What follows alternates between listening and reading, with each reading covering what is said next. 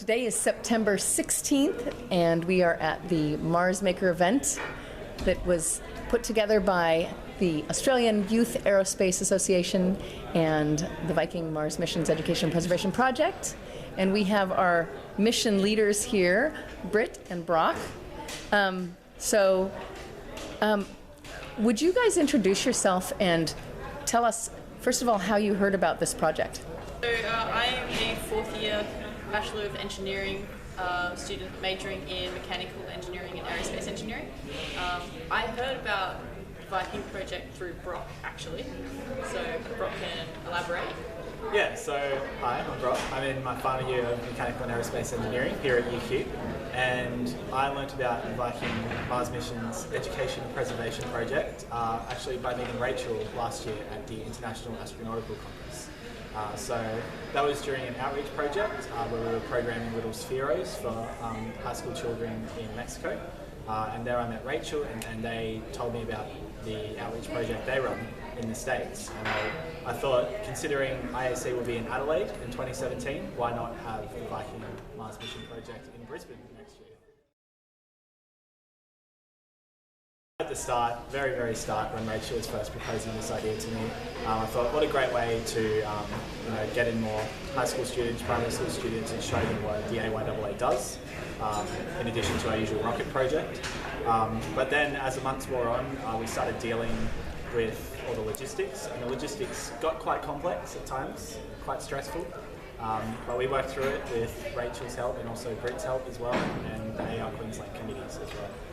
But now we get to the current day and everyone's having a great time. The lander is close to being built, but yeah, it's a good time. Yeah, I think the start of the project, there was the phase of, oh yeah, this is going to be cool and it's all going to come together, and then we moved into this phase of, oh well, this is really complicated, I don't know if it's going to work. And now we're here today, so we managed to bring it all together. A little bit of scrambling the last few days to make sure we had all the scrap, but we got there with some generous donations, so I think everyone's having a great day, and what some of these kids are putting together is seriously impressive.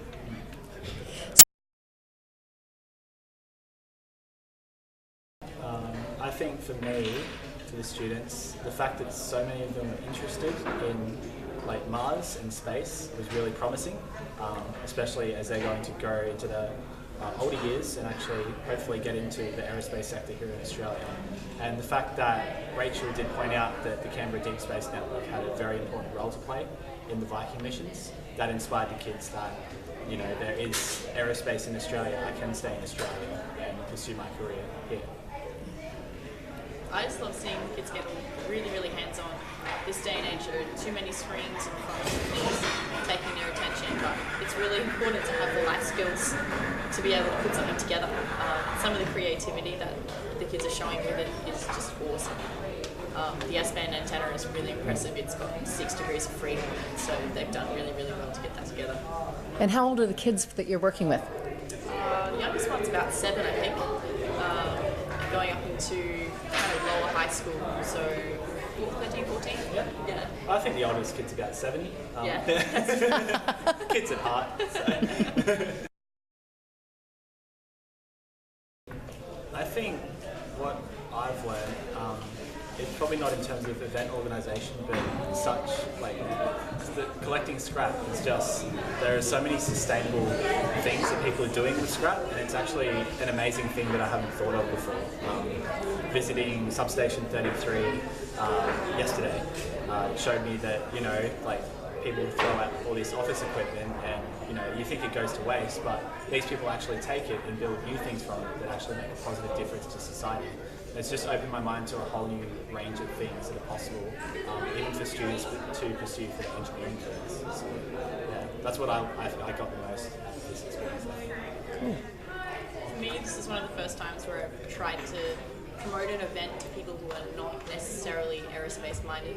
So the challenge I found and what I learned was that explaining something like this can be quite difficult for someone who's wrapped up in aerospace and understands what they're talking about, to somebody who has no idea what a Mars lander is, the difference between a lander and a rover and an orbital craft.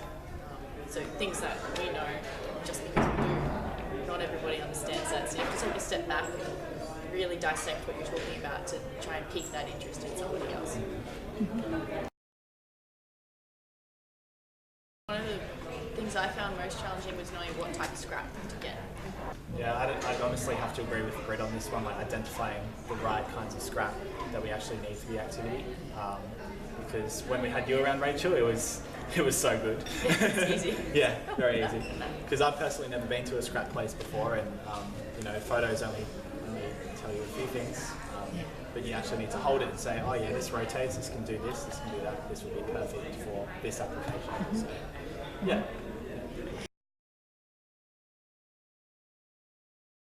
What do you think about the future of this type of thing? I think as a maker activity in general, it has a lot of promise. But logistically, it'll be good to have like a maker space that is required, which is quite a big thing on the Australian government's agenda right now. So that is potentially something that AYAA could branch into, opening a maker space. Because hands-on, as Britt said, hands-on skills are very, very important.